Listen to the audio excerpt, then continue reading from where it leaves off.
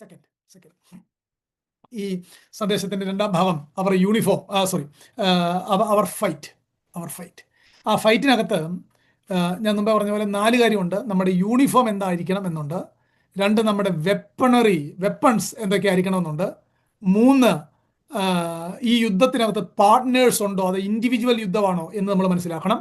4-മത്തേത് ഈ യുദ്ധത്തിന്റെ വിക്ടറി എന്താണ്, അൾട്ടിമേറ്റ് ആയിട്ട് സ്പിരിച്വൽ വാർഫെയറിന്റെ വിക്ടറി എന്ന് ബൈബിൾ ഉദ്ദേശിക്കുന്നത് എന്താണ് എന്ന് നമ്മൾ മനസ്സിലാക്കണം. നോക്കൂ, നമുക്ക് അതിൻ്റെ ആ ഫീൽഡിൽ നിന്ന് ഫൈറ്റിലേക്ക് പോകാം. ആ ഫൈറ്റിനകത്ത് 1-മത്തെ കാര്യം നമ്മുടെ യൂണിഫോം എന്താണെന്നുള്ളതാണ്. പ്രധാനമായിട്ടും 3 കാര്യം അവിടെ ശ്രദ്ധിക്കേണ്ടതായിട്ടുണ്ട്. 3 കാര്യം 6-14-15 വാക്യങ്ങൾ ഞാൻ വായിച്ചു കേൾപ്പിക്കാം.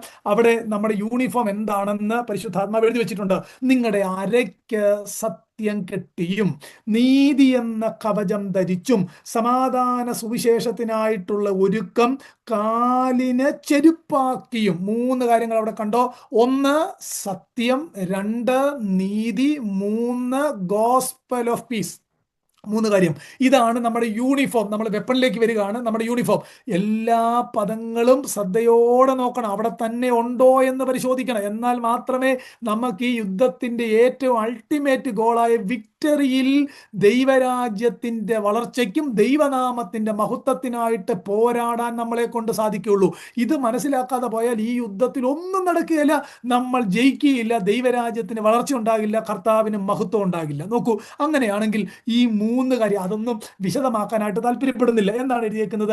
അരയ്ക്ക് സത്യം കെട്ടിയും നീതി എന്ന കവചം ധരിച്ചും സമാധാന സുവിശേഷത്തിനായിട്ടുള്ള ഒരുക്കം കാലിനെ ചെരുപ്പാക്കിയും. അങ്ങനെങ്കിൽ എന്താ അരയ്ക്ക് സത്യം കെട്ടുക എന്ന് പറഞ്ഞാൽ അതിന് പല അർത്ഥങ്ങളുണ്ടെങ്കിലും 1-2 കാര്യം മാത്രം ഏറ്റവും സിമ്പിളായിട്ട് ഫാസ്റ്റായിട്ട് പറഞ്ഞു പോകാം. ആ ട്രൂത്ത് എന്നുള്ളത് ഇവിടെ പ്രധാനമായിട്ടും അർത്ഥമാക്കുന്ന ഒരു കാര്യം, നമ്മൾ ഹിപ്പോക്രസി ഉള്ളവരാകരുത് എന്നുള്ള അർത്ഥത്തിലാണ്. നമ്മൾ കപടന്മാരാകരുത്, വ്യാജന്മാരാകരുത് എന്ന അർത്ഥത്തിലാണ് അവിടെ പറഞ്ഞിരിക്കുന്നതിൻ്റെ ഒരർത്ഥം. അതായത് നമ്മുടെ വാഴ്ത്തപ്പെട്ട കർത്താവ് ഭൂമിയിൽ വന്നപ്പോൾ ഏറ്റവും ഹാർഡായിട്ട് ഇടപെട്ടത് ചുങ്കക്കാരോടും പാപികളോടും അല്ല.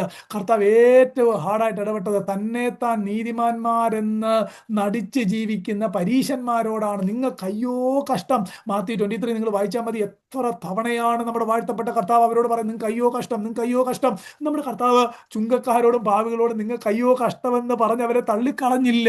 അവരെ കാര്യം എന്നറിയാമോ? ഒരു ചുങ്കക്കാരനോടും പാപിയോടും നിന്റെ കുഴപ്പങ്ങൾ ഇന്നതാണെന്ന് പറഞ്ഞാൽ അവന് മനസ്സിലാക്കാനായിട്ട് പറ്റും. പക്ഷേ എന്നാൽ ഒരു പരീശനോട് അങ്ങനെ പറഞ്ഞാൽ അവനത് മനസ്സിലാകുകയില്ല. അതാണ് അതിൻ്റെ ഒരർത്ഥം. നോക്കൂ, അങ്ങനെങ്കിൽ അരയ്ക്ക് സത്യം കെട്ടുക എന്ന് പറഞ്ഞാൽ നമ്മുടെ ആ ഇന്റഗ്രിറ്റി, നമ്മുടെ സത്യസന്ധത, നമ്മുടെ ഓണസ്റ്റി, നമ്മുടെ കപടമില്ലായ്മ, നമ്മുടെ അകത്തെ മനുഷ്യനിലെ സത്യസന്ധത, ഇതാണ് അതിൻ്റെ ഒരർത്ഥം. എന്നാൽ അതിനേക്കാൾ പ്രാധാന്യം എഫെസ്യ ലേഖനത്തിനകത്ത് നിങ്ങൾ 4-ാം അധ്യായത്തിന്റെ 15-16 വാക്യങ്ങളിലേക്ക് വരുമ്പോൾ അവിടെ ഒരു പ്രയോഗം പരിശുദ്ധാത്മാവ് എഴുതി വെച്ചിട്ടുണ്ട്. 4-ാം അധ്യായത്തിന്റെ 14-15 വാക്യങ്ങൾ എങ്ങനെയാണെന്ന് നോക്കിയാൽ 15-ാമത്തെ വാക്യം, സ്നേഹത്തിൽ സത്യം സംസാരിച്ചുകൊണ്ട് ക്രിസ്തു എന്ന തലയോളം സകലത്തിലും വളരുവാനായിട്ട്. അവിടെ സ്നേഹത്തിൽ സത്യം സംസാരിക്കുക എന്ന് പറഞ്ഞാൽ ദൈവവചനം സംസാരിക്കുന്ന കാര്യത്തെ പറ്റിയാണ്, ആത്മീയ വളർച്ചയാണ് അവിടെ പറഞ്ഞു വരുന്നത് കേട്ടോ. അവിടെ നമ്മൾ ട്രൂത്തേ പറയാവുള്ളൂ എന്ന ആ ഒരു സബ്ജക്റ്റീവ് ട്രൂത്തിനെ പറ്റിയല്ല അവിടെ പറഞ്ഞു വരുന്നത്. എഴുതപ്പെട്ട തിരുവെടുത്തിന്റെ ട്രൂത്ത് അവിടെ കമ്പയർ ചെയ്തേക്കുന്നത് കർത്താവുമായിട്ടാണ്. നോക്കി, അങ്ങനെയെങ്കിൽ സ്നേഹത്തിൽ സത്യം സംസാരിച്ചുകൊണ്ട് ക്രിസ്തു എന്ന തലയോളം. ഇനിയും താഴോട്ടെല്ലാം വായിക്കുമ്പോൾ സിമ്പിളായിട്ട് പറഞ്ഞാൽ ക്രൈസ്റ്റ് ഈസ് അവർ ട്രൂത്ത്, അതാണ് എൻ്റെ അർത്ഥം. ക്രിസ്തുവാണ് സത്യം, അതാണ് ആ വാക്കിൻ്റെ ഒരു അർത്ഥം. ക്രിസ്തുവാണ് യഥാർത്ഥ സത്യം. ഇനിയും നിങ്ങൾ 6-ാം അധ്യായത്തിന്റെ 14-ാം വാക്യത്തിലേക്ക് വന്ന് അവിടെ അരയ്ക്ക് സത്യം കെട്ടണം. 14-ാം വാക്യം, നീതി എന്ന കവചം ധരിക്കണം, റൈച്ചസ്നെസ്. അങ്ങനെയെങ്കിൽ ക്രൈസ്റ്റ് ഈസ് ദ ട്രൂത്ത്. 2-ാമത്തെ ഭാഗം, ക്രൈസ്റ്റ് ഈസ് അവർ റൈച്ചസ്നെസ്. മനസ്സിലാവുന്നോ? കർത്താവാണ് സത്യം, കർത്താവാണ് നീതി. ആ നീതി ധരിക്കണം. നിങ്ങൾ വീണ്ടും 4-ാം അധ്യായത്തിന്റെ 20-21 വാക്യം, 20 മുതൽ 22 വരെയുള്ള വാക്യങ്ങൾ എന്താണ് പരിശുദ്ധാത്മാവ് എഴുതിയേക്കുന്നത് നോക്കിയേ. നിങ്ങളോ യേശുവിൽ സത്യം ഉള്ളതുപോലെ, യേശുവിൽ സത്യം, മേളത്തെ വാക്യോട് കണക്ട് ചെയ്യുക. യേശുവാണ് സത്യം. നിങ്ങളോ യേശുവിൽ സത്യമുള്ളതുപോലെ അവനെ കുറിച്ച് കേട്ട് അവനിൽ ഉപദേശം ലഭിച്ചുവെങ്കിൽ ക്രിസ്തുവിനെ കുറിച്ച് ഇങ്ങനെയല്ല പഠിച്ചത്. 22-ാം വാക്യം പ്രത്യേകം ശ്രദ്ധിക്കണം. മുമ്പിലത്തെ നടപ്പ് സംബന്ധിച്ച് ചതിമോഹങ്ങളാൽ വഷളായി പോയ നിങ്ങളുടെ പഴയ മനുഷ്യനെ ഉപേക്ഷിച്ച് നിങ്ങളുടെ ഉള്ളിലെ ആത്മാവ് സംബന്ധമായി പുതുക്കം പ്രാപിച്ച് സത്യത്തിന്റെ ഫലമായ നീതിയിലും വിശുദ്ധിയിലും ദൈവാനുരൂപമായി സൃഷ്ടിക്കപ്പെട്ട പുതുമനുഷ്യനെ ധരിച്ചുകൊള്ളുവീൻ. അങ്ങനെങ്കിൽ അരയ്ക്ക് സത്യം കെട്ടുക എന്ന് പറഞ്ഞാൽ പുട്ട് ഓൺ ക്രൈസ്റ്റ്. അടുത്തത് നീതി എന്ന കവചം ധരിക്കുക എന്ന് പറഞ്ഞാൽ ചതിമോഹങ്ങളാൽ വഷളായി പോയ നമ്മുടെ പഴയ മനുഷ്യനെ രക്ഷയോടുള്ള ബന്ധത്തിൽ ഉപേക്ഷിച്ച് കളഞ്ഞ് നീതിയിലും വിശുദ്ധിയിലും സൃഷ്ടിക്കപ്പെട്ട പുതുമനുഷ്യനെ ധരിച്ചുകൊള്ളുവിൻ. അതിന്റെ പേരാണ് നീതി ധരിക്കുക. എന്താ അതിന്റെ അർത്ഥം അറിയാമോ? ഈ ദൈവത്തിന്റെ സാദൃശ്യത്തിലും സ്വരൂപത്തിലും സൃഷ്ടിക്കപ്പെട്ട മനുഷ്യൻ പാപം ചെയ്തപ്പോൾ അവൻ ചതിമോഹങ്ങളാൽ വഷളായി പോയി. ആ വഷളായി പോയ മനുഷ്യൻ കർത്താവിലേക്ക് തിരിഞ്ഞ് മാനസാന്തരപ്പെട്ട് വിശ്വസിക്കുമ്പോൾ എന്താണ് സംഭവിക്കുന്നത് അറിയാമോ? സത്യത്തിന്റെ ഫലമായ നീതിയിലും വിശുദ്ധിയിലും സൃഷ്ടിക്കപ്പെട്ട പുതുമനുഷ്യനെ നമ്മൾ ധരിക്കുകയാണ്. ചുരുക്കി പറഞ്ഞാൽ പുട്ട് ഓൺ ട്രൂത്ത് എന്ന് പറഞ്ഞാൽ പുട്ട് ഓൺ ക്രൈസ്റ്റ്. അതുപോലെ തന്നെ നീതി ധരിക്കുക എന്ന് പറഞ്ഞാൽ പുട്ട് ഓൺ ക്രൈസ്റ്റ്. മനസ്സിലാകുന്നോ? ക്രിസ്തുവിനെ സ്പിരിച്വലി മെറ്റഫോറിക്കൽ ലാംഗ്വേജ് ആണ് പറഞ്ഞേക്കുന്നത്. ക്രിസ്തുവിനെ ധരിക്കുക, സത്യം അരയ്ക്ക് കെട്ടുക, നീതി എന്ന കവചം ധരിക്കുക, ഗോസ്പൽ ഓഫ് പീസ്. നമ്മുടെ കർത്താവിനെ പറ്റി അങ്ങനല്ലേ വായിക്കുന്നത്? ഗോസ്പൽ ഓഫ് ക്രൈസ്റ്റ് എന്നല്ലേ വായിക്കുന്നത്? ക്രിസ്തുവിന്റെ സുവിശേഷം. ഇത് പ്രകാശിക്കാതിരിക്കേണ്ടതിന് അവിശ്വാസികളുടെ മനസ്സ് കുരുടാക്കി വെച്ചിരിക്കുന്നു. നോക്കൂ, അങ്ങനെങ്കിൽ ട്രൂത്ത് എന്ന് പറഞ്ഞാൽ കർത്താവാണ്, റൈച്ചസ്നെസ് എന്ന് പറഞ്ഞാൽ കർത്താവാണ്, ഗോസ്പൽ എന്ന് പറഞ്ഞാൽ കർത്താവാണ്. If you put all these together, belt of truth, Christ is our truth, Christ is our righteousness, and the gospel is God, Christ himself. Our uniform is really simple. At the end of the day, put on Christ. Clear ആയെന്ന് വിചാരിച്ചോട്ടെ. അരയ്ക്ക് സത്യം, നീതി എന്ന കവചം, സമാധാന സുവിശേഷത്തിനായിട്ടുള്ള ഒരുക്കം. ഇത് മൂന്നൂടെ ഒരുമിച്ച് ചേർത്ത് സിമ്പിളായിട്ട് പറഞ്ഞാൽ കർത്താവിനെ ധരിക്കുക. This is our uniform. Are you following me? കർത്താവിനെ ധരിക്കുക, കർത്താവിനെ ധരിക്കുക. ഇതില്ലാതെ എങ്ങനെ യുദ്ധത്തിന് പോകുന്നേ? ഇന്ത്യൻ ആർമിക്ക് അവരുടെ യൂണിഫോം ഉണ്ട്, അമേരിക്കൻ ആർമിക്ക് അവരുടെ യൂണിഫോം ഉണ്ട്, ഏത് രാജ്യക്കാർക്കും അവരുടെ യൂണിഫോം ഉണ്ട്. ഒരു രക്ഷിക്കപ്പെട്ട ഒരുവനെ സംബന്ധിച്ചിടത്തോളം, ഇനി ഒരു കാര്യം പറഞ്ഞിട്ട് മുന്നോട്ട് പോകാം, ഈ ആത്മീയ പോരാട്ടത്തിന് സ്പെഷ്യലിസ്റ്റ് ഇല്ല. രക്ഷിക്കപ്പെട്ട എല്ലാവരും കർത്താവിനെ ധരിച്ചവരാണ്. ശരിയാണോ? ഇവിടെ ഈ എഫീസ്യ ലേഖനം 6-ാം അധ്യായത്തിനകത്ത് പറഞ്ഞേക്കുന്ന എല്ലാ റിസോഴ്സസും it is to all believers. There is no specialised group. ഇനിയെങ്കിലും ഈ സ്പെഷ്യലൈസ്ഡ് ആണെന്നും പറഞ്ഞ് വരുന്ന ആളുകളെ ശ്രദ്ധിക്കേണ്ടതാണ്. ഇവിടെ പറഞ്ഞേക്കുന്ന എല്ലാ കാര്യവും എല്ലാ ദൈവമക്കൾക്കും ഒരുപോലെയുള്ളതാണ്. കർത്താവിനെ ധരിക്കുക, കർത്താവിനെ ധരിക്കുക. നോക്കൂ, കർത്താവിനെ ധരിക്കുക എന്ന് പറഞ്ഞാൽ ഞാൻ ഈ പറഞ്ഞ ഈ 4 കാര്യം ഞാൻ ഇത്രയും ഫീൽഡിൽ നിന്ന് ഫൈറ്റിൽ നിന്ന് ഈ 4 ചേർത്ത് എനിക്കിങ്ങനെ പറയാം. Remember, it is the Lord's might and the Lord's armour. The battle is taking place in the Lord's territory. Our goal is to stand firm and to be clothed in Christ. Summarize ചെയ്തോ? Not ചെയ്യുന്ന ഒന്നുകൂടെ പറഞ്ഞേക്കാം, ശ്രദ്ധിച്ചു കേട്ടോണം, മറക്കരുത്. It is the Lord's might and the Lord's armor. The battle is taking place in the Lord's territory or the heavenly places. Our goal is to stand firm and to be put on Christ. That is our uniform. ഇത്ര ഒന്ന് ഗ്രഹിച്ച് കർത്താവിനൊന്ന് സ്തോത്രം പറഞ്ഞു നോക്കി. എത്ര അനുഗ്രഹിക്കപ്പെട്ടതാണ് ക്രിസ്ത്യ ജീവിതം എന്നുള്ളത്. Praise Lord, praise Lord. അത്രയും പറഞ്ഞ് മുന്നോട്ട് പോകണം. അതാണ് നമ്മുടെ യൂണിഫോം. ഇതെല്ലാം വിവരിക്കണമെന്ന് എനിക്ക് ആഗ്രഹമില്ലാഞ്ഞിട്ടല്ല. ഇന്ന് നമ്മുടെ മുന്നിൽ അതിനുള്ള സാവകാശം. കാര്യം എൻ്റെ ചിന്ത ഈ 1.25 മണിക്കൂറോട് ഈ പാസേജിൻ്റെ ഒരർത്ഥം ഒരല്പമെങ്കിലും പറഞ്ഞു നിർത്തണം. കാര്യം അടുത്ത പ്രാവശ്യം കർത്താവിനെ വെച്ച് വരികയാണെങ്കിൽ ഇത് കണ്ടിന്യൂ ചെയ്യാനായിട്ട് പറ്റുന്ന കാര്യം 1 മന്ത് ഗ്യാപ്പ് മിനിമം ഉണ്ടായിരിക്കും. അതുകൊണ്ടാണ്. നോക്കൂ, അതാണ് നമ്മുടെ യൂണിഫോം. സെക്കൻഡ്, അവർ വെപ്പൺ. ആ വെപ്പൺ എന്നുള്ളത് 4 കാര്യം അവിടെ പ്രധാനമായിട്ടും ഉണ്ട്. അതിനകത്ത് ഒഫെൻസീവ് വെപ്പൺ ഒന്നേ ഉള്ളൂ. 4 വെപ്പൺസ് അവിടെ ഉണ്ട്. ഒന്ന് വായിച്ചു നോക്കി. അതിൻ്റെ 16-ഉം 17-ഉം വാക്യം വായിക്കുമ്പോൾ 4 വെപ്പൺ. യൂണിഫോം 3 എണ്ണമാണ്. ബെൽറ്റ്, അരയ്ക്ക് സത്യം, നീതി കവചം, സമാധാന സുവിശേഷത്തിനായിട്ടുള്ള ഒരുക്കം, കാലിന് ചെരുപ്പ്, ഗോസ്പൽ പറയുക. അതാണ്, മറന്നു പോകരുത്. ഞാനത് ഒന്ന് എംഫസൈസ് ചെയ്തിട്ട് പോകാം. ഈ നമ്മുടെ യൂണിഫോമിനകത്ത് ഒരു പ്രധാനപ്പെട്ട കാര്യം ഗോസ്പൽ മറന്നു പോകരുത്. സുവിശേഷം, ക്രിസ്തുവിന്റെ തേജസ്സുള്ള സുവിശേഷം. അത്രയും ഹൃദയത്തിൽ അങ്ങ് പതിച്ചേക്കണം. അടുത്തത് 16-ാമത്തെ വാക്യം, എല്ലാറ്റിനും മീതെ ദുഷ്ടന്റെ തീയമ്പുകളെയൊക്കെ കെടുക്കുവാൻ തക്കതായി വിശ്വാസം എന്ന പരിചയം എടുത്തും കൊണ്ട് നിൽക്കുവീൻ. അന്നേരം സ്റ്റാൻഡ് ഫെം, നിൽപ്പാകട്ടെ, ഇരിപ്പ് ഉറക്കമൊന്നും ഇതിനകത്തില്ല, നിൽപ്പാണ് എന്ന് പറഞ്ഞാൽ വിജിലന്റ്, 24 മണിക്കൂർ വിജിലന്റ് ആയിരിക്കണം. കാര്യം എന്താണെന്നറിയാമോ? നമ്മുടെ ആൾക്കാർ പറയുന്ന പോലെ മരുഭൂമിയിൽ പിശാച് പരിശോധിക്കാൻ വരും, അതുകൊണ്ട് വിജിലന്റ് ആയിരിക്കണം എന്നൊക്കെ ആൾക്കാർ പറയാറുണ്ട്. നമ്മുടെ ക്രിസ്ത്യ ജീവിതം മരുഭൂമിയാണ്, മരുഭൂമിയിൽ പിശാചിന്റെ ആക്രമണം ഉണ്ടാകും, വിജിലന്റ് ആയിരിക്കണം. എനിക്ക് അതിനോട് ഒരു കാര്യം കൂടെ ചേർക്കാനുണ്ട്, മരുഭൂമിയാണേലും ഏതം തോട്ടമാണേലും പിശാച് വരും, സൂക്ഷിച്ചോണം.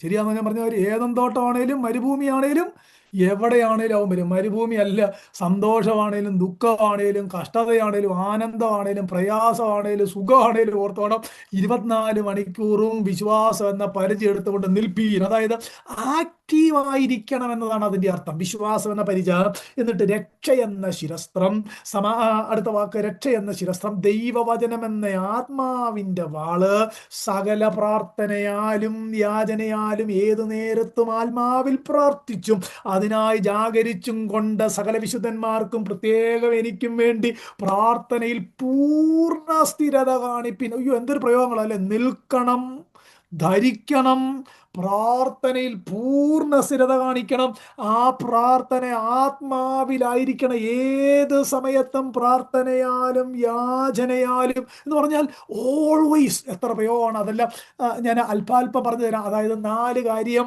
നമ്മുടെ ആയുധങ്ങളുമായിട്ട് ബന്ധപ്പെട്ട് അവിടെ ഉണ്ട്. 1 വിശ്വാസം എന്ന പരിച, 2 രക്ഷ എന്ന ശിരസ്ത്രം, 3 ഒഫൻസീവ് വെപ്പണായ വചനമെന്ന ആത്മാവിൻ്റെ വാള്, 4 പവർ സോഴ്സായ സകലത്തിൻ്റെ ഉറവിടമായ എല്ലാറ്റിനും നമ്മളെ സഹായിക്കുന്ന ഏതു നേരത്തുമുള്ള ആത്മാവിന്, the prayer is guided and moved by the Holy Spirit. അതാണ് അതിൻ്റെ അർത്ഥം. 4 കാര്യം: പ്രാർത്ഥിക്കുക, പ്രാർത്ഥന, വചനം, വിശ്വാസം എന്ന പരിച, രക്ഷ എന്ന ശിരസ്ത്രം. ഇനി നമുക്ക് ഈ വെപ്പണിനെ പറ്റി അല്പാൽപ്പം പെട്ടെന്ന് ഓരോ സെന്റൻസിലൊന്ന് പറഞ്ഞ് പോകാമെന്ന് വിചാരിക്കുന്നു. ഇവിടെ ഏത് സാഹചര്യം, in all circumstances take up the shield of faith. ഇനി അങ്ങനെങ്കിൽ ഫെയ്ത്ത് എന്ന് പറയുന്നത് ഫെയ്ത്ത് ഇൻ ഹൂം, നിങ്ങൾ ഉത്തരം പറഞ്ഞു, ഫെയ്ത്ത് ഇൻ ഹൂം, ക്രൈസ്റ്റ്. ഇത് ചുരുക്കി പറഞ്ഞാൽ മുഴുവൻ കർത്താവാണ്, അല്ലേ? നമ്മുടെ ട്രൂത്ത് കർത്താവാണ്, നീതി കർത്താവാണ്, ഗോസ്പൽ കർത്താവാണ്, വിശ്വാസം കർത്താവിനാണ്. അങ്ങനെങ്കിൽ അവിടെ പറഞ്ഞേക്കുന്ന faith in Christ with which you can extinguish all the flaming darts of the evil one. ആ കർത്താവിലുള്ള വിശ്വാസം കൊണ്ട് സകല ദുഷ്ടന്റെ ആരോകളെയും നമുക്ക് തടുക്കാനായിട്ട് കഴിയും. ഇവിടെ ആ വിശ്വാസം എന്ന പരിചയം, അവിടെ കർത്താവിന്റെ കാര്യം മറക്കരുത്, ക്രൈസ്റ്റ് ക്രൈസ്റ്റ് ക്രൈസ്റ്റ് ക്രൈസ്റ്റ്. ഇവിടെ ആ വിശ്വാസം എന്ന പരിചയയുടെ പ്രത്യേകത എന്നാണെന്നറിയാമോ? ഈ ഷീൽഡ് എന്നുള്ളത് ഹൈഡിങ് ഷീൽഡാണ്. ഹൈഡിങ് ഷീൽഡ്, കർത്താവിൽ നമ്മൾ മറയുകയാണ്. ഹൈഡിങ് ഷീൽഡ്, ഈ ഹൈഡിങ് ഷീൽഡ് ഞാൻ പറഞ്ഞല്ലോ, ഒറ്റയ്ക്കല്ല. ഇവിടെ ഇതൊരു കോർപ്പറേറ്റ് വാറാണ്. ഞാൻ അത് അടുത്ത പോയിന്റ് പറയുമ്പോൾ പറയാം. അതായത് ഈ പരിചയ്ക്കകത്ത് മറയുക എന്ന് പറഞ്ഞാൽ ഇപ്പം ഒരാരും ഇങ്ങനെ വരുമ്പോൾ ഇങ്ങനെ ഡിഫെൻഡ് ചെയ്യണം, ഒരാരും ഇവിടുന്ന് വരുമ്പോൾ ഇങ്ങനെ ഡിഫെൻഡ് ചെയ്യണം, ഒരെണ്ണം ഇങ്ങനെ ഡിഫെൻഡ് ചെയ്യണം, ഒരെണ്ണം ഇങ്ങനെ അങ്ങനെ ചെയ്യണ്ട. കാര്യം എന്താണെന്നറിയാമോ? ഇത് കോർപ്പറേറ്റ് വാർ ആയതുകൊണ്ട് എല്ലാ ദൈവമക്കളും ഒരുമിച്ചുള്ള യുദ്ധമായതുകൊണ്ട് ഈ ഷീൽഡ് എന്നുള്ളത് ഫുള്ളി കവേർഡാണ്. മനസ്സിലാവുന്ന? ഫുള്ളി കവേർഡാണ്. ഇതാണ് ആത്മാവിൻ്റെ ഐക്യത, സമാധാന ബന്ധത്തിൽ കാക്കണം. അതായത് ഇത് ഫുള്ളി കവേർഡ് ആണ്, നമ്മൾ ഇതിനകത്ത് സുരക്ഷിതരാണ്. ഇത് ഹൈഡിങ് പ്ലേസ് ആണ്, വി ആർ ഹൈഡിങ് ടുഗദർ. ഇത് ഫുള്ളി കവേർഡ് ആണ്, ആരും ഒറ്റയ്ക്ക് ഇതെടുക്കേണ്ട കാര്യം. എല്ലായിടത്തും ഈ ഷീൽഡ് ഉണ്ട്. Here is other thing you need to know about the spiritual warfare from Ephesians chapter 6. It is a corporate war, ഇത് ഇൻഡിവിജ്വൽ വാർ അല്ല. അതുകൊണ്ടാണ് ഞാൻ ആരംഭത്തിൽ പറഞ്ഞത് ഇതിന് സ്പെഷ്യലിസ്റ്റുകളില്ല. ഈ 6-ാം അധ്യായത്തിൽ പറഞ്ഞേക്കുന്ന റിസോഴ്സസ് രക്ഷിക്കപ്പെട്ട എല്ലാവർക്കും ഒരുപോലെ ഉള്ളതാണ്. എല്ലാവർക്കും ഒരുപോലെ ഉള്ളതാണ്. എല്ലാവർക്കും ഒരുപോലെ ഉള്ളതാണ്. ആവർത്തിച്ച് പറയാൻ കാര്യം എന്നാണെന്നറിയാമോ? നമ്മുടെ അകത്ത് ഇത് കയറണം. നമ്മൾ ചിന്തിച്ച് വെച്ചേക്കുന്നത് ഇതിന് വേറെ ആൾ വരണം എന്നുള്ളതാണ്. നോ, ഇത് കോർപ്പറേറ്റ് വാറാണ്. രക്ഷിക്കപ്പെട്ട ലോകത്തിലെ സകല ദൈവമക്കളും എല്ലാവരും ഒരുമിച്ച് പരിചയക്കകത്ത് നിൽക്കുകയാണ്. It is fully covered. വിശ്വാസം നമ്മുടെ കർത്താവിലാണ്. അങ്ങനെങ്കിൽ സത്യം കർത്താവാണ്, നീതി കർത്താവാണ്, ഗോസ്പൽ കർത്താവിൻ്റെതാണ്, ഫെയ്ത്ത് കർത്താവിലാണ്. അടുത്തത് എത്ര മനോഹരമായിട്ട് എഴുതിയേക്കുന്നത് നോക്കിയേ, രക്ഷ എന്ന ശിരസ്ത്രം. അതായത് ഈ യുദ്ധത്തിന് ഹെൽമെറ്റ് വെക്കണം. ഹെൽമെറ്റ് വെക്കുക എന്ന് പറഞ്ഞാൽ അതുകൊണ്ട് അർത്ഥമാക്കുന്നത്, ഞാൻ സമയമുണ്ടെങ്കിൽ എന്ന് പറയാം, അല്ലെങ്കിൽ അടുത്ത മാസം കഥ ആലോചിച്ച് പറയണമെന്നാണ് എൻ്റെ ആഗ്രഹം. ഈ ഈ ഹെൽമെറ്റ് എന്നുള്ളത് നമ്മുടെ ഐഡിയോളജിക്കൽ വാർഫെയർ ആണിത്. എന്ന് പറഞ്ഞാൽ ലോകത്തിലെ പിശാച് ഒരു കൂട്ടം ആളുകളെ എററിനകത്ത്, തെറ്റിനകത്ത് കോട്ട കെട്ടി സൂക്ഷിച്ചേക്കുകയാണ്. ഐഡിയോളജി അതുകൊണ്ട് നമുക്കെതിരെ ആ ഐഡിയോളജി ഒരു കാരണവശാലും ലോകത്തിൻ്റെ വേൾഡ്ലി ഫിലോസഫിയോ പിശാചിൻ്റെ തന്ത്രങ്ങളോ മറ്റ് ക്രിസ്ത്യാനിറ്റിക്ക് എതിരായിട്ടുള്ള കാര്യങ്ങൾ നമ്മളെ അറ്റാക്ക് ചെയ്ത് കീഴ്പ്പെടുത്താതിരിക്കാൻ വേണ്ടി ഐഡിയോളജിയെ ഒരു കാരണവശാലും കർത്താവിൻ്റെ വചനത്തിനെതിരെ വരുന്ന ഒരു കാര്യവും നമ്മുടെ അകത്തേക്ക് കയറാതെ വണ്ണം രക്ഷ എന്ന ശിരസ്ത്രം. മനസ്സിലാവുന്നു? അത് ഞാൻ ഇന്ന് പറ്റുമോയെന്നറിയില്ല. 2 Corinthians 10 എക്സ്പ്ലെയിൻ ചെയ്യുമ്പോൾ ഏത് വിചാരത്തെയും ക്രിസ്തുവിനോടുള്ള അനുസരണത്തിനായിട്ട് പിടിച്ചടക്കി അനുസരണം തികഞ്ഞു വരുമ്പോൾ എല്ലാ അനുസരണക്കേടിനും പ്രതികാരം ചെയ്യാൻ റെഡി ആയിട്ടിരിക്കുന്ന അപ്പോസ്തലൻ പറയുന്നില്ല. ആ വാക്യം എക്സ്പ്ലെയിൻ ചെയ്യുമ്പോൾ ഞാൻ സമയമുണ്ടെങ്കിൽ അത് പറയാം, എന്താണ് ഈ ഐഡിയോളജിക്കൽ വാർ എന്നുള്ളത്. നോക്കൂ, ഇപ്പം രക്ഷ എന്ന ശിരസ്ത്രം. ഇനി നോക്കിയേ, ഹൂ സേവ്സ് അസ്? ആരാ നമ്മളെ രക്ഷിച്ചേ? Christ saves us. അങ്ങനെയെങ്കിൽ എല്ലാം കൂടെ നോക്കി, നീതി കർത്താവാണ്, സത്യം കർത്താവാണ്, ഗോസ്പല് കർത്താവാണ്, വിശ്വാസം, നമ്മൾ വിശ്വസിക്കുന്നത് കർത്താവിലാണ്, നമ്മളെ രക്ഷിച്ചത് കർത്താവാണ്. ഇതെല്ലാം കർത്താവാണ്, ഇതെല്ലാം ക്രൈസ്റ്റ് ആണ്. നോക്കൂ, എന്നിട്ട് അടുത്ത ഒഫൻസീവ് വെപ്പൺ നോക്കി. ഇത്രയും എല്ലാം നമ്മൾ ഡിഫെൻസീവ് കാര്യമാണ് പറഞ്ഞത്. ഇനി ഒഫൻസീവ് എന്നാ നോക്കി, വചനമെന്ന ആത്മാവിൻ്റെ വാളും കൈക്കൊള്ളുവിൻ, ഇരുവായ്ത്തലയുള്ള ഏത് വാളിനേക്കാളും മൂർച്ചയേറിയത് എന്നാ വായിക്കുന്നത്. ഇരുവായ്ത്തുള്ള ഏത് വാളിനേക്കാളും മൂർച്ചയേറിയത്, ഏത് ഹൃദയത്തിൻ്റെ അകമ്പര തുളച്ച് ചെല്ലുന്നത്, ഇരുട്ട് കണ്ണിന് വെളിച്ചം കൊടുക്കുന്നത്. നമ്മൾ 2 Corinthians 4 വായിക്കുന്ന പോലെ ഈ അത്യന്ത ശക്തി ഞങ്ങളുടെ സ്വന്തമെന്നല്ല. അവിടെ ഈ അത്യന്ത ശക്തി എന്ന് പറഞ്ഞേക്കുന്നത് പരിശുദ്ധാത്മാവിനെ പറ്റിയല്ല, ഗോസ്പലിന്റെ ശക്തിയെ പറ്റിയാണ് പറഞ്ഞേക്കുന്നത്.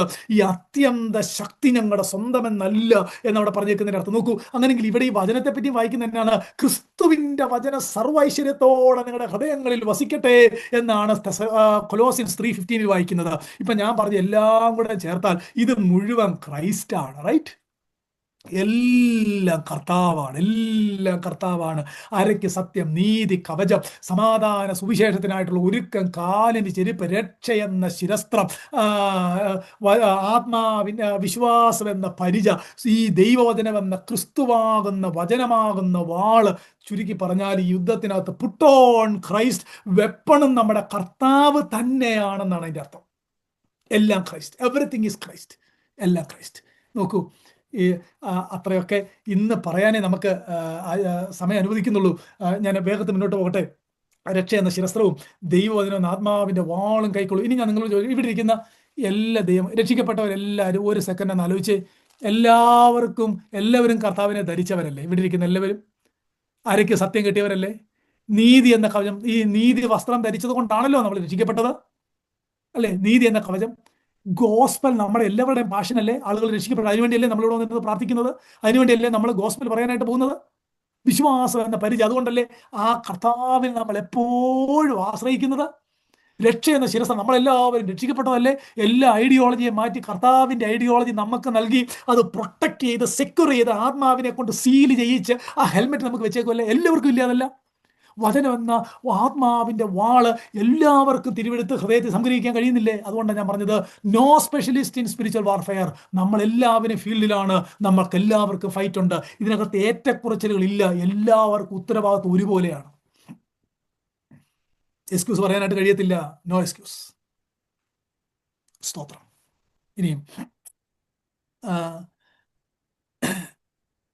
ഒരു കാര്യം കൂടെ ഇവിടെ ഉണ്ട്. രക്ഷയെന്ന സകല പ്രാർത്ഥനയാലും യാചനയാലും ഏത് നേരത്തും പ്രാർത്ഥിച്ചും, ഏത് നേരത്തും ആത്മാവിൽ പ്രാർത്ഥിച്ചു. ഇവിടെ ആത്മാവിൽ പ്രാർത്ഥിക്കുക എന്ന് പറഞ്ഞാൽ ഞാൻ മനസ്സിലാക്കുന്നത് പരിശുദ്ധാത്മാവിനാൽ നിയന്ത്രിതമായ പ്രാർത്ഥന.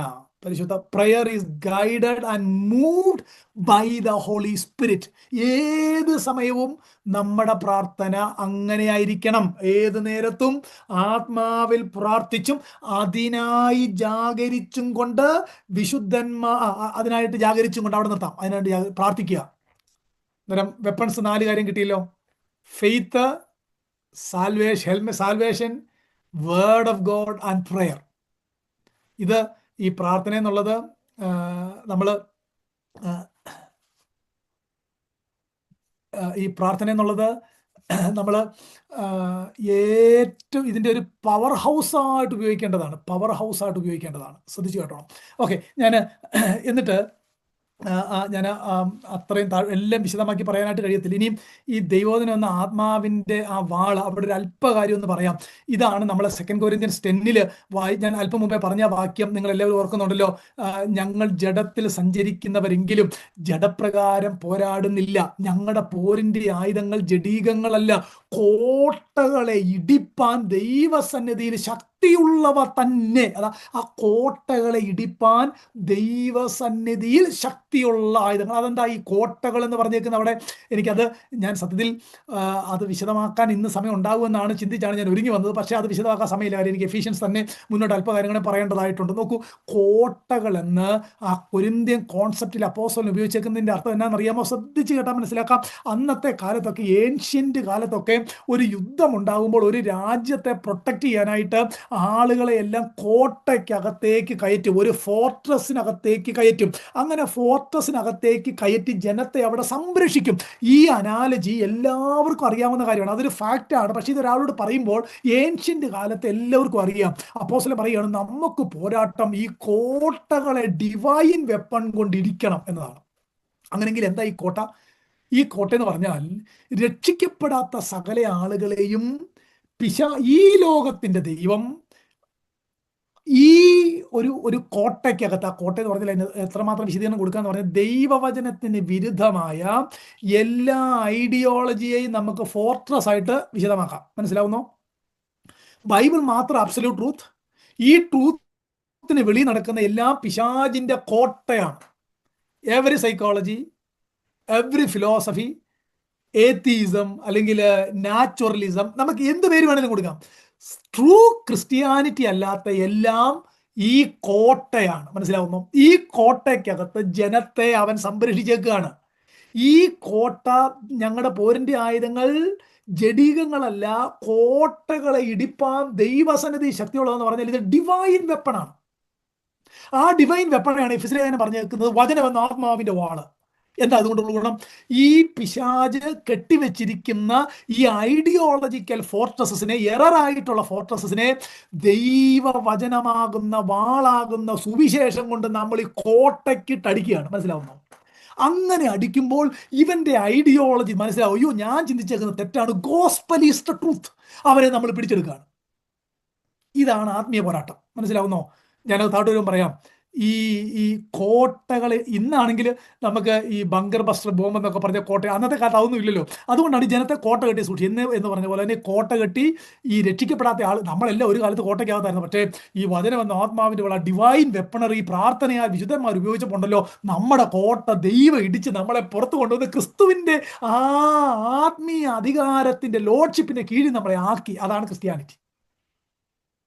നമ്മളെല്ലാം അയ്യോ, നമ്മുടെയൊക്കെ കോട്ട ഇടിച്ചാൽ പൊട്ടുകയറായിരുന്നു, എന്തെല്ലാം കോട്ടകളായിരുന്നു. കർത്താവ് ഇടിച്ചു. എന്നെ ഇടിച്ച് ഏതെല്ലാം ആരോഗ്യമുള്ള മനുഷ്യനായിരുന്നു. അല്ല, ഗോസ്പൽ കേട്ടപ്പം വേറൊരു മണ്ണാങ്കട്ടയായിരുന്നു നമ്മുടെ കോട്ടയെന്ന് മനസ്സിലായി. ശരിയാണോ? അത് ഇടിച്ചു. അടുത്ത പ്രാവശ്യം ദൈവം അനുവദിച്ചാൽ 2 കൊരിന്ത്യൻസ് 10 ഞാൻ പറയാം, അത് വിശദമാക്കണം. അതിശ്രേഷ്ഠകരമായ കാര്യമാണ്. ഗോസ്പൽ കൊണ്ട് കോട്ടയിടിക്കുന്നു. ആളുകളെ ഈ ക്രിസ്തുവിന്റെ പരിജ്ഞാനത്തിന് വിരോധമായി പൊങ്ങുന്ന ഉയർച്ചകളെയും വിചാരങ്ങളെയും, നമ്മളോർത്ത് ഈ ലോകത്തിലെ എല്ലാ മനുഷ്യൻ ചിന്തിക്കുന്ന ബൈബിളിന് ഈ തിരുവഴുത്തിന് വിരുദ്ധമായിട്ടുള്ള വിചാരങ്ങളും ചിന്തകളും ഒക്കെ വലിയ കാര്യമാണെന്ന്. പക്ഷേ സത്യത്തിന്റെ ഈ ട്രൂത്ത് അങ്ങോട്ട് ചെന്ന് അതിനെ ഇടിച്ച് ഡീമോളിഷ് ചെയ്ത് ആളുകളെ പുറത്തു കൊണ്ടുവരികയാണ്, ക്രിസ്തുവിന്റെ അനുസരണത്തിലേക്ക് കൊണ്ടുവരികയാണ്. That is the result of warfare. Clear? Okay, ഞാൻ ഇടയ്ക്കൊക്കെയാണ് പറയുന്നത്, എനിക്കറിയാം. എങ്കിലും അത്രയും കാര്യം ഒന്ന് ഗ്രഹിക്കാൻ കഴിഞ്ഞെങ്കിൽ സ്തോത്രം. നോക്കൂ, കോട്ടകൾ ഇടിക്കണം. അതാണ് ഈ വാൾ കൊണ്ടുള്ള, ഈ വചനമെന്ന ആത്മാവിൻ്റെ വാൾ എന്നുകൊണ്ട് അർത്ഥമാക്കുന്നത് കേട്ടോ. ജനത്തെ അവൻ്റെ കോട്ടയിൽ നിന്ന് ഈ വാൾ ഉപയോഗിച്ച് സത്യം പറഞ്ഞ്, ട്രൂത്ത് പറഞ്ഞ്, അവൻ്റെ ഐഡിയോളജി തെറ്റാണെന്ന് മനസ്സിലാക്കി അവനെ പുറത്തു കൊണ്ടുവരിക. അങ്ങനെങ്കിൽ ഒരുവൻ ആത്മീയ പോരാട്ടം നടത്തണമെങ്കിൽ നോ ദ സ്ക്രിപ്ചർ ഫസ്റ്റ്. തിരുവെടുത്ത് അറിയാൻ മേലാത്തവൻ എന്ന് വെച്ച് ലൈറ്റ് ഇട്ടാലും ബ്ലിങ്ക് ചെയ്താലും പുക വന്നാലും ഒന്നും ആത്മീയ പോരാട്ടമൊന്നുമില്ല. അതൊക്കെ ഒരു സൈക്കോളജിക്കൽ എന്റർടൈൻമെന്റ് എന്നല്ലാതെ പ്രത്യേകിച്ച് കാര്യമൊന്നുമില്ല കേട്ടോ.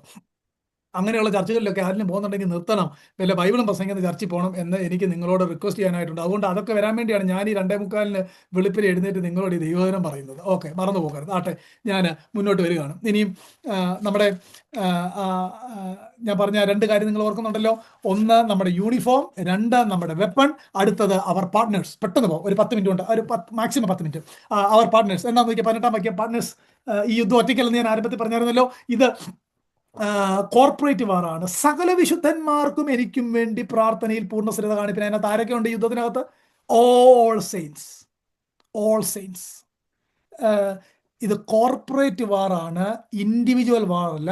ഓൾ ദ സെയിൻസ്, എല്ലാ രക്ഷിക്കപ്പെട്ട സകല ജാതികളിലും സകല രാജ്യങ്ങളിലും ഏത് കൾച്ചറിലുള്ള സകല ദൈവമക്കൾക്കും വേണ്ടി പ്രാർത്ഥിപ്പീൻ.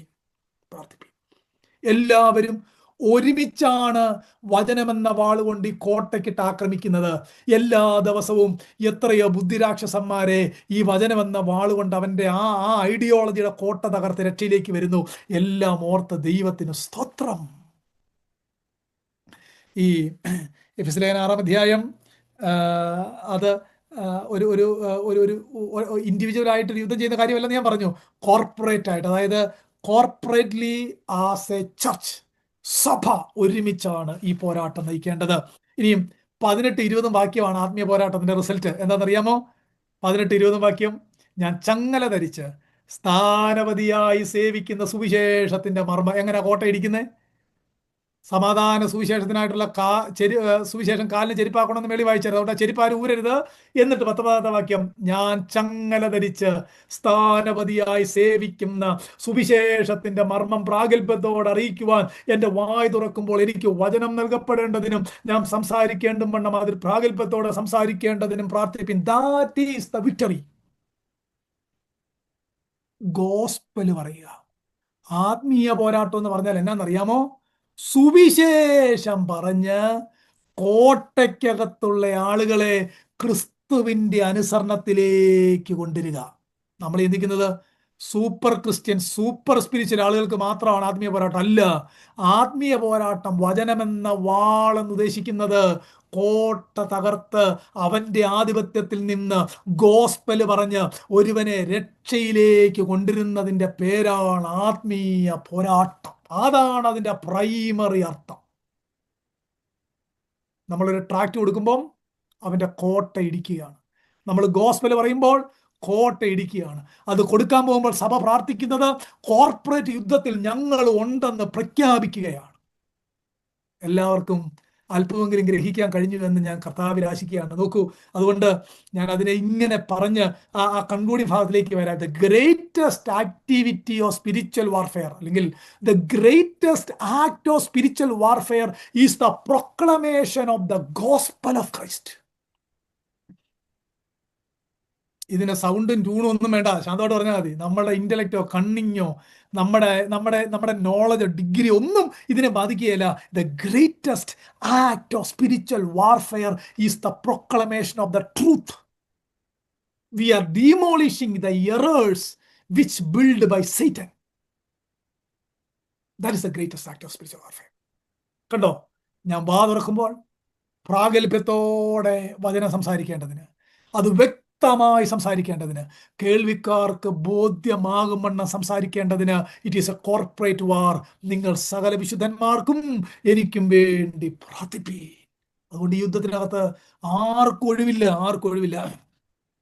ഈ എഫീഷ്യൻസ് ചാപ്റ്റർ 2 ആത്മീയ പോരാട്ടത്തിന് ഒരു സാദൃശ്യമായിട്ട് നമുക്ക് എടുക്കാം. അവിടെ ആദ്യത്തെ വാക്യങ്ങൾ വായിക്കുമ്പോൾ എനിമി ആരാണെന്നുണ്ട്. അതിക്രമങ്ങളാലും പാപങ്ങളാലും മരിച്ചവരായിരുന്ന നമ്മളെ എന്ന് പറഞ്ഞു തുടങ്ങുന്ന വാക്യത്തിനകത്ത് ഈ ലോകത്തിന്റെ കാലഗതി, അല്ലെങ്കിൽ എഫെസ്യ ലേഖനം 6:13 പറഞ്ഞിരിക്കുന്ന എനിമിയുടെ മറ്റൊരു വിശദീകരണം ആദ്യത്തെ 3 വാക്യം, എഫെസ്യ ലേഖനം 2-ാം അധ്യായത്തിന്റെ ആദ്യത്തെ 3 വാക്യത്തിനകത്തുണ്ട്. എന്നാൽ 4-ാം വാക്യം തുടങ്ങുന്ന എങ്ങനെ പറയാം? ബട്ട് ഗോഡ്, എന്നാൽ കരുണാസമ്പന്നനായ ദൈവമോ നമ്മെ സ്നേഹിച്ച മഹാസ്നേഹം നിമിത്തം നമ്മളെ അകൃത്യത്തിൽ നിന്ന് പുത്രന്റെ ജീവൻ നൽകി നമ്മളെ വീണ്ടെടുത്ത് തന്റെ കൃപാമഹത്വത്തിന്റെ പുകഴ്ചയ്ക്കോട്ട് സ്വർഗത്തിൽ ഇരുത്തിയേക്കുന്നു. That is the victory of spiritual warfare. ശത്രുവിന്റെ കയ്യിൽ നിന്ന് നമ്മെ രക്ഷിച്ചു, snatch from the kingdom of darkness and bring him into the kingdom of light and show him off in the heavenlies. ഇനി നമുക്കൊരു സംശയം ഉണ്ടായേക്കാം, ഈ പിശാചിനെയൊക്കെ ശാസിക്കും. ഞാൻ കഴിഞ്ഞ പ്രാവശ്യം പറഞ്ഞ പിശാചിനെ ശാസിക്കാൻ ബൈബിൾ അനുവദിക്കുന്നില്ലെന്ന്. അങ്ങനല്ല ഞാൻ പറഞ്ഞത്, കേട്ടതിനകത്ത് തെറ്റിപ്പോയതാ. ശുശ്രൂഷയിൽ ഗോസ്പലൈസേഷനുമായിട്ട് ബന്ധപ്പെട്ട് ഡീമൻ പൊസസ്ഡ് ആയിട്ടുള്ള ആളുകളെ ശാസിക്കാനും പ്രാർത്ഥിക്കാനും ഒക്കെ തിരുവെഴുത്തിനകത്ത് പ്രമാണമുണ്ട്. പക്ഷേ ഞാൻ അന്ന് പറഞ്ഞത് എന്നാണെന്നറിയാമോ, ദൈവമക്കളുടെ ജീവിതത്തിൽ സംഭവിക്കുന്ന കാര്യങ്ങളിൽ പിശാചേ എന്ന് പറയാൻ തിരുവെഴുത്ത് അനുവദിക്കുന്നില്ല. കാര്യം ബൈബിളിനകത്ത് അതിന് തെളിവില്ലെന്നാണ് ഞാൻ പറഞ്ഞേ. ദൈവമക്കളുടെ ജീവിതത്തിൽ എന്ത് സംഭവിച്ചാലും, പോള് ശരീരത്തിൽ മുള്ളുകൊണ്ട് ശൂലം കൊണ്ട് പിശാച് കുത്തിയപ്പോൾ ദൈവത്തോട് പ്രാർത്ഥിച്ചു. പത്രോസിനെ പിശാച് ഗോതമ്പ് പോലെ പാറ്റിയപ്പോൾ യേശു അവന് വേണ്ടി പ്രാർത്ഥിച്ചു. തെസലോനിക്കയിലേക്കുള്ള വഴി പൗലോസിന് വേണ്ടി തടഞ്ഞപ്പോൾ ദൈവഹിതമാണെങ്കിൽ കാണാമെന്ന് അവർ ദൈവസന്നിധിയിൽ ആശ വെച്ചു. തനിക്കെതിരെ അപവാദം പറഞ്ഞപ്പോൾ ദൈവം നിന്നെ ശാസിക്കട്ടെ എന്നാണ് ദൂതൻ പിശാചിനോട് പറഞ്ഞത്. ദൈവമക്കൾക്ക് പിശാചുമായിട്ട് യാതൊരു ഇടപാടും ഇല്ല എന്നാണ് ഞാൻ അന്ന് അർത്ഥമാക്കിയത്. എന്നാൽ ശുശ്രൂഷയിൽ ഡീമൻ പൊസസ്ഡ് ആയിട്ടുള്ള ആളുകളെ ശാസിച്ചിട്ടുണ്ട്. പക്ഷേ അവിടെ ഒരു കാര്യം ശ്രദ്ധിച്ചോണം, ശാസിച്ച് പിശാച് പോകുന്നതിനേക്കാൾ പ്രാധാന്യത നമ്മുടെ വാഴ്ത്തപ്പെട്ട കർത്താവ് പറഞ്ഞ കാര്യം ഓർക്കുന്നോ? നിങ്ങൾ ഒരുവന്റെ അശുദ്ധാത്മാവിനെ പുറത്താക്കിയാൽ ആ അശുദ്ധാത്മാക്കൾ റെസ്റ്റ് അന്വേഷിച്ച് നീരന്വേഷിച്ച് നടക്കും. എന്നാൽ അവിടെ എങ്ങും അവന് ഇരിക്കാൻ ഇടം കണ്ടെത്തുന്നില്ലെങ്കിൽ അവൻ ഇറങ്ങിപ്പോയ പഴയ വീട് വന്ന് നോക്കുമ്പോൾ അവിടെ വെടിപ്പുള്ളതായിട്ട് കണ്ടാൽ തന്നിലും ബലമേറിയ 7 ആത്മാക്കളെയായിട്ട് അവൻ അവിടെ പാർത്താരംഭിക്കുന്നു കർത്താവ് പറഞ്ഞായിരുന്നു. അതിൻ്റെ അർത്ഥം എന്നാണെന്നറിയാമോ? ഭൂതങ്ങളെ ശാസിച്ച് പുറത്താക്കിയാൽ അത് നല്ല കാര്യം, അവിടം കൊണ്ട് നമ്മുടെ സുവിശേഷീകരണം തീരുന്നില്ല. അൾട്ടിമേറ്റ് ആയിട്ടുള്ള നമ്മുടെ ആക്ട് എന്നുള്ളത് ഭൂതങ്ങളെ പുറത്താക്കണം. അതിനേക്കാൾ പ്രാധാന്യത ആ എംപ്റ്റി ആയ ഹൃദയത്തിനകത്ത് ഗോസ്പല് പറഞ്ഞ് അവന്റെ ഹൃദയത്തെ നിറയ്ക്കണം. ത്രിയേക ദൈവം അവന്റെ ഉള്ളിൽ വാസം ചെയ്യണം. ഇല്ലെങ്കിൽ പിശാച് പോയവൻ 7 എണ്ണമായിട്ട് തിരിച്ചു വരും. മനസ്സിലാവുന്നോ? ത്രിയേക ദൈവത്തിന്റെ റെസിഡന്റ് ആയിട്ട് നമ്മുടെ ഹൃദയം തീരണം. That is the greatest act of spiritual warfare. ഇങ്ങനെ എല്ലാം പറഞ്ഞു പോകാനായിട്ട് സമയമില്ല. എൻ്റെ വാക്കുകൾ നിർത്താനായിട്ട് പോയിരുന്നു. 3 കാര്യങ്ങൾ, 3 സെന്റൻസ് പറഞ്ഞു നിർത്താം. 3 sentence. The greatest act of spiritual warfare is the proclamation of the gospel of Christ. മറന്നു പോകരുത്. The greatest victory of spiritual warfare is a soul being brought from darkness into his marvelous light. Greatest act, gospel പ്രഘോഷിക്കപ്പെടണം. Greatest victory എന്നാണെന്നറിയാമോ? ആ വ്യക്തിയിൽ ത്രിയേക ദൈവം വാസം ചെയ്യണം. കോട്ടയ്ക്കകത്തുനിന്ന് ഇവിടെ കൊണ്ടുവരണം. The greatest trophies of spiritual warfare എന്താണെന്നറിയാമോ? ഇവിടെ ഇരിക്കുന്ന നമ്മളെല്ലാവരുമാണ്. The greatest trophies of spiritual warfare. John ന്യൂട്ടന്റെ അതിമനോഹരമായ ഒരു പാട്ട് നമ്മൾ സൺഡേയിലൊക്കെ ഞങ്ങളെ ഇറച്ചി മിക്കപ്പോഴും പാടാറുണ്ട്. Amazing grace. The greatest trophies ആയ നമ്മളെല്ലാവരോടും ഒരുമിച്ച് പാടണം. Amazing grace, how sweet the sound that saved a wretch like me. I once was lost, but now I am found. I was blind, but now I see. Grace does that through the proclamation of the gospel. The greatest act of spiritual warfare, proclamation of the gospel. The greatest victory, bringing Saul from the dominion of Satan to the dominion of Christ. The greatest trophies, we are the greatest trophies of spiritual warfare. Clear ആയെന്ന് വിചാരിച്ചോട്ടെ. അത്രയും പറയാൻ ഇന്ന് സമയമുള്ളൂ. ആത്മീയ പോരാട്ടം എന്താണ്? Field 3 കാര്യം. Resources എന്താണെന്ന് അവിടെ ഉണ്ട്, എനിമി ആരാണെന്ന് അവിടെ ഉണ്ട്, ഗോൾ എന്താണെന്ന് അവിടെ ഉണ്ട്. ഇത് ഹെവൻലി ലോർഡ്സ് ടെറിട്ടറിയിലാണ് നടക്കുന്നത്. മറന്നു പോകരുത്. ഐഡിയോളജിക്കൽ വാറാണ്. ഫൈറ്റിൽ 4 കാര്യമുണ്ട്. യൂണിഫോം, കർത്താവിനെ ധരിക്കുക. വെപ്പൺസ്, അതും കർത്താവിൻ്റെ തന്നെയാണ്. ഡിവൈൻ വെപ്പൺസ് ആണ്, ഡിവൈൻ വെപ്പണറീസ് ആണ്. ഇതിനകത്ത് ഇൻഡിവിജ്വൽ അല്ല, ഓൾ ദ സെയിൻസ് കോർപ്പറേറ്റ് വാറാണ്.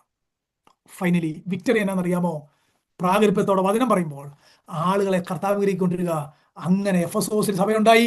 കഴിഞ്ഞ 2000 വർഷമായിട്ട് ഈ ആത്മീയ യുദ്ധം ചെയ്യുന്നിടത്തെല്ലാം ജയമുണ്ടാകുന്നു. നമ്മുടെ കർത്താവിന്റെ വരവ് വരെ ജയം ഉണ്ടാകും. ദൈവം അതിനായിട്ട് ഈ ഗ്രൂപ്പിനെ ഒരുക്കട്ടെ എന്ന് പ്രാർത്ഥിച്ചുകൊണ്ട് വാക്കുകളെ നിർത്തുന്നു. നമ്മുടെ കർത്താവിന്റെ പുനരുനാമം എപ്പോഴും എന്നേക്കും വാഴ്ത്തപ്പെടും.